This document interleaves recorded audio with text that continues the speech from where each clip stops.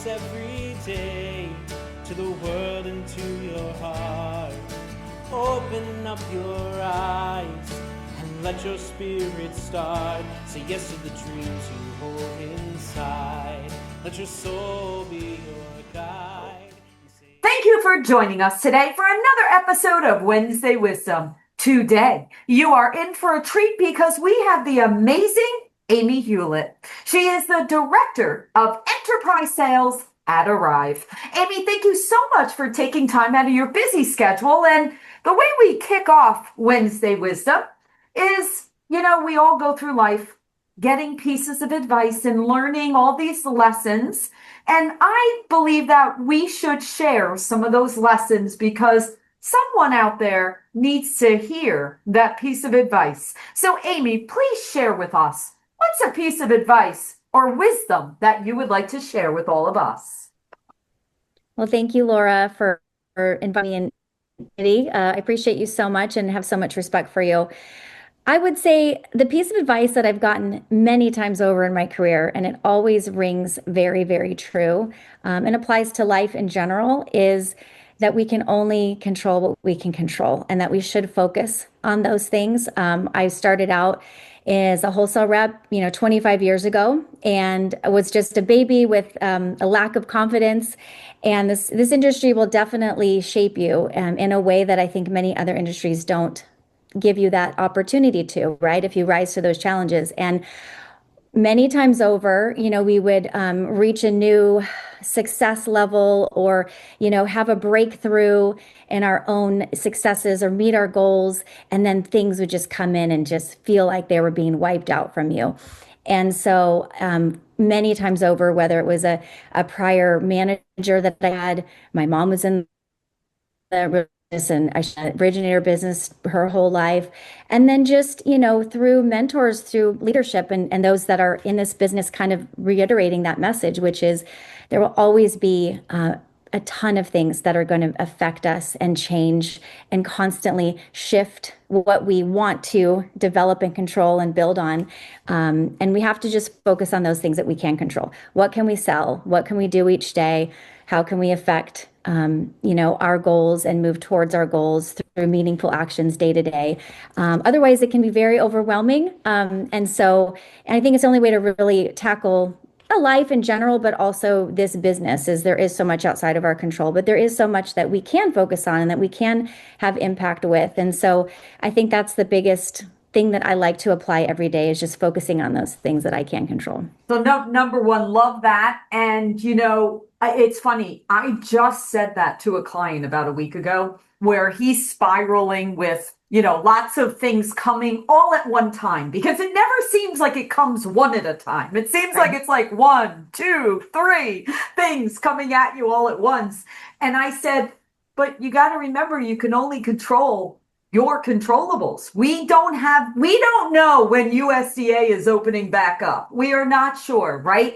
But what we can control is what we do in the meantime, right? Maybe those borrowers, maybe we can put them into a different type of loan, or maybe we can assist them in another way, right?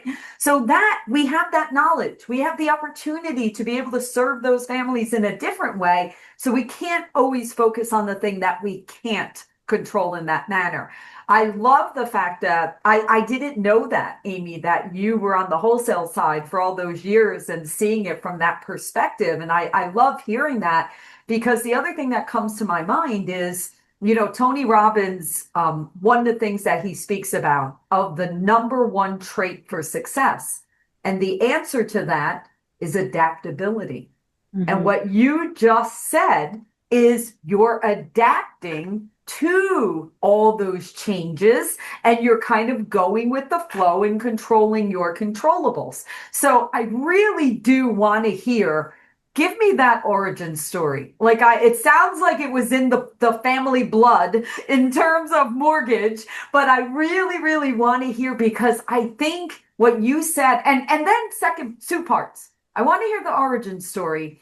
And you made a comment that you believe that our industry shapes us. Mm-hmm. I want you to go a little bit deeper as to what you mean by how the industry shapes us. Yeah, love that. So my mom, it was a retail originator her entire career. And so I up listening about applications and 1003s and whatnot at the dinner table. It was always, dinner table talk. But she loved her job, and I saw it give her the ability to really serve many people and borrowers, create really good relationships with her referral partners. And it just gave her a lot of satisfaction. And it allowed her to be really independent too and kind of run her own business in the way that she wanted. So that was always attractive to me. I think I just had that sort of knowledge of the lingo that is in our industry that can be so bizarre from the outside when you're first learning it. It seems really overwhelming. So I kind of had that edge going in and then just looked for opportunities to work in the mortgage industry in my early 20s. And so once I found that once you have this skill set, that you really only learn on the job, right? You don't go to school really to how to run AUS, right? And what locking loans looks like and what all those things mean. I mean, you have to learn from others and do it on the job. And so just being able to do that in early experience and then kind of leaping into the sales side, that's when I really grew as a person because I can relate to originators so much because I feel like we have a lot of the same challenges. Putting yourself out there is very scary. And I think new originators and new people in sales, they don't have the confidence that they really have inside as far as their knowledge. If you have knowledge, you can have confidence in speaking about what you know. And so, one of my things I focused on was just learning as much as I could and being valuable with what I knew so that I could help, guide the conversation or be more of an advisor and be a resource to them and be of value to them where they would want to reach out to me versus me selling them anything. And I think that originators that folks get really hung up on like, I don't know all the things. And so, that projects, right? Because they think that person isn't going to want to trust them with that. But the reality is most borrowers know very little about this whole process. So you just being calm and saying, asking the right questions and getting to know them as people and what their goals are, right? And then filling in the blanks as you go. That's kind of what I did in sales, right? I never really identified as a salesperson. I didn't really want to sell them something and say, see you later. There's no refunds. I'm moving on to the next one. Like it's a relationship business. And so yeah, you make mistakes. You learn along the way. You take it to the next experience with you, and hopefully continue to grow with that. But I think what I meant by the industry shaping us is it gives us so many challenges that really become opportunities for us to rise to the occasion. And I remember from inside the office and being in customer service and locking loans from fax machine requests coming over and setting up files to, hey, do you want to go work the Central Coast of California and develop that region as a salesperson? And I was like, oh, other people think I can do this. Like, can I do this? And so it was 2003. And I remember just sitting in a car. I'd be outside of a shopping center. There's 4 brokers in one shopping center, right? And all I had to do was go in and just have the conversations. But I was terrified, right? I had never done this before. Here I am, this young girl, are they going to take me serious? It doesn't matter if you're a male, right? You're young. And I couldn't wait to be older in this business. I can tell you that.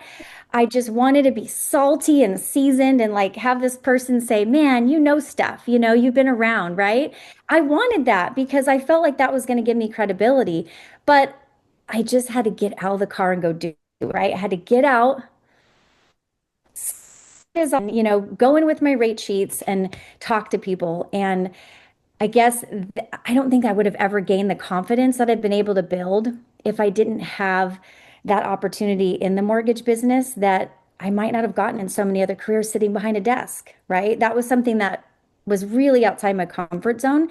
And so being able to rise to that. Additionally, the falls, the peaks and valleys are very, very wide in this industry. And so once you've been through some of those cycles, you learn lessons when you're at the top, how quickly it can change, right? And trying to enjoy the moment and trying to really learn to slow down and appreciate everything that went right and the people that helped you along the way and how you got there and what you did, like the lessons, right? but then it's going to change so quickly. And also, balancing that with that adversity of, well, now I'm here again. I could really let this get me down. It's within my control. And how do I rely on the network and the relationships? And I've had a lot of great friendships over the years. And I think those in this industry that have developed those relationships with people, it's what keeps us in this industry because we're related. Where we can commiserate together, but we can celebrate together. And then we go, let's get after it. You know what I mean? Hey, that was rough, whatever, but let's get back at it. And it kind of helps fuel us through it. And so I just think I'm such a better person, I think, with being able to bring out a side of me that I really want to see and I'm not finished, right? There's so much more that I'm growing into and being comfortable with these opportunities, but it is such an amazing industry if you focus on the people, the opportunities, the lessons, and just look for those things that you can do each day to push yourself a little bit outside that comfort zone. It's so funny that, as I'm listening to you, number one, but my whole head is going, I agree, absolutely, absolutely. And all I keep thinking about is, our industry, I just don't believe it's like anything else. I really don't. Because you can be someone that, has a high school education that just is focused on serving and learning your craft and networking and building those strong relationships and doing the right thing and just going a little bit above and beyond. And you literally could be at the top of this industry, right? Not based on how many years you've been doing it, not based on how many diplomas that you have. It could just be, I'm focused, I'm locked in, I'm going to take care of my clients, I'm going to do the right thing, I'm going to read up on the best way to handle this and this and this and this. And if you do that, sky's the limit. Unlimited income, unlimited, ability to serve and take care of others.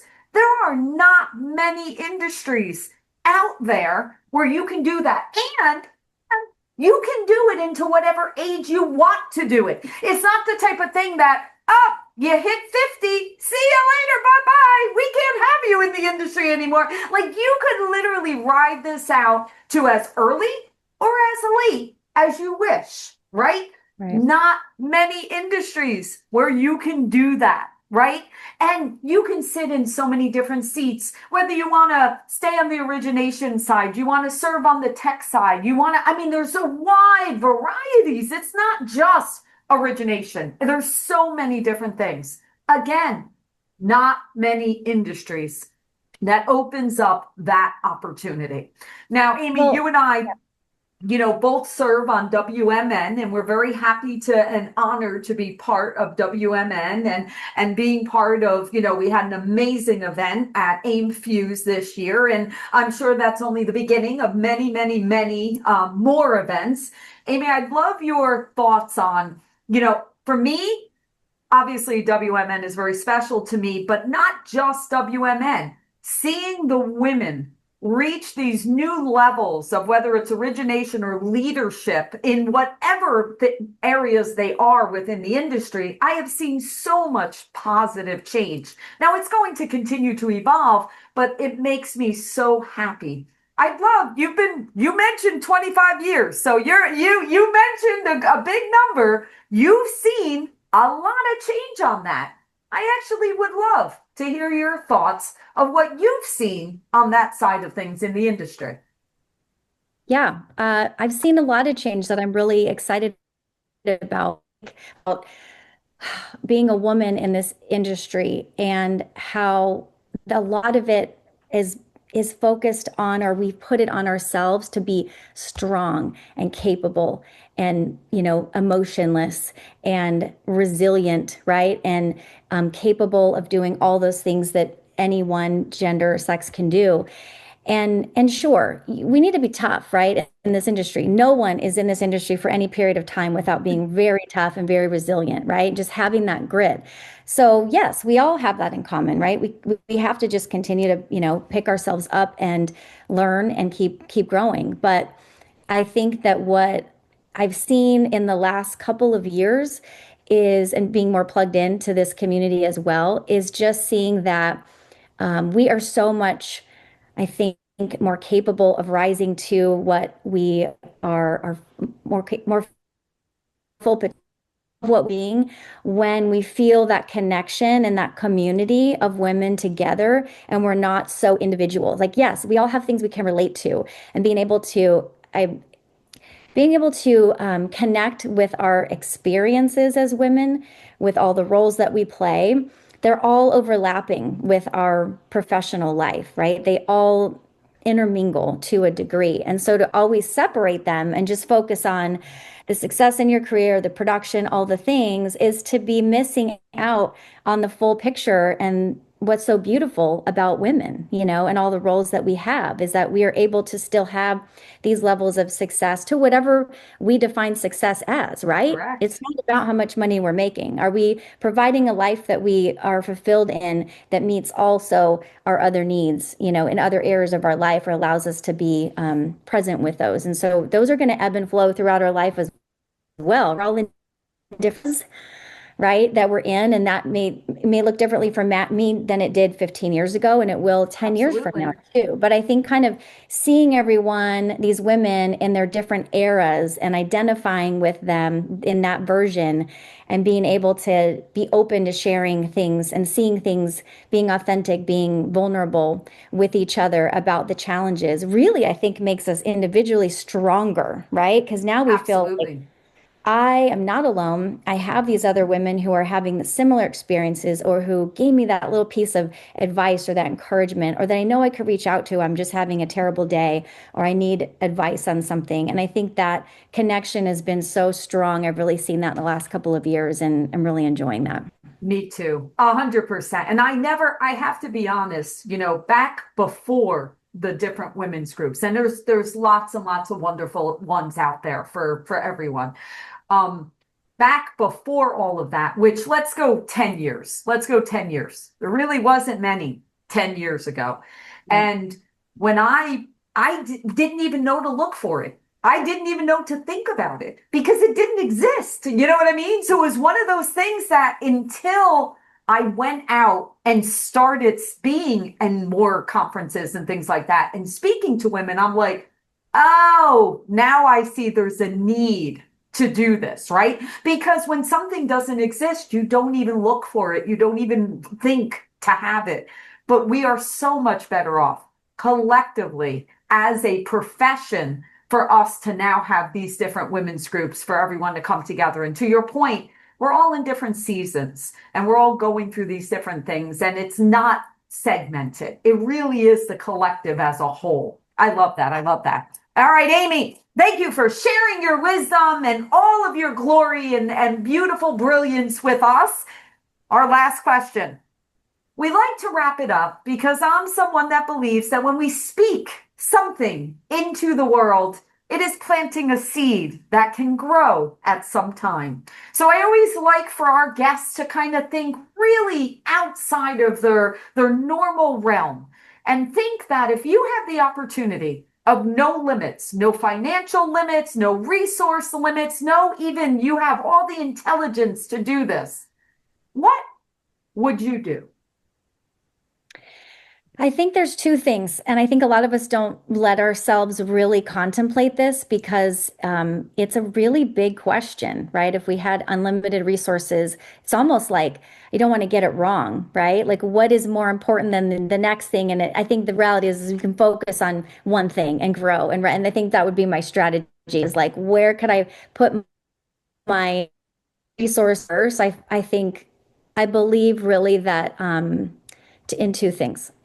I really think that there's just too many children that don't have the opportunity to grow up in homes with loving, supporting people caring for them. I'd love to see our foster system get revamped. I'd love to have those children that are in those environments who cannot be with their, biological parents, have better resources to have those opportunities to grow up in really nurturing environments. So I'd love to look at that for those children, that give them as much opportunity as they can to have more successful lives, both emotionally and and in their, personal successes and journey. I also just think it's just crazy that there are people that are hungry on this planet without food.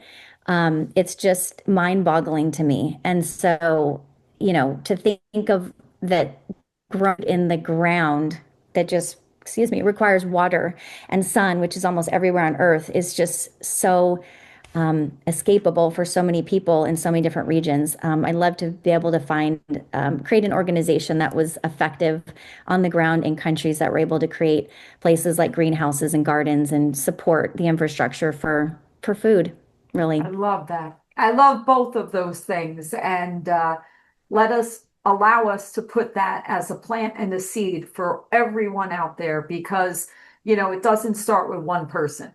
It starts with all of us together, right? And it's amazing what we can all do together. So thank you for planting that seed and bringing that to light because we all have the ability to make a difference in some way with that.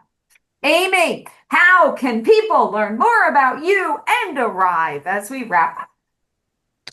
Well, thanks. I'd love to connect with anyone I'm heavily on LinkedIn. I'm also on Facebook.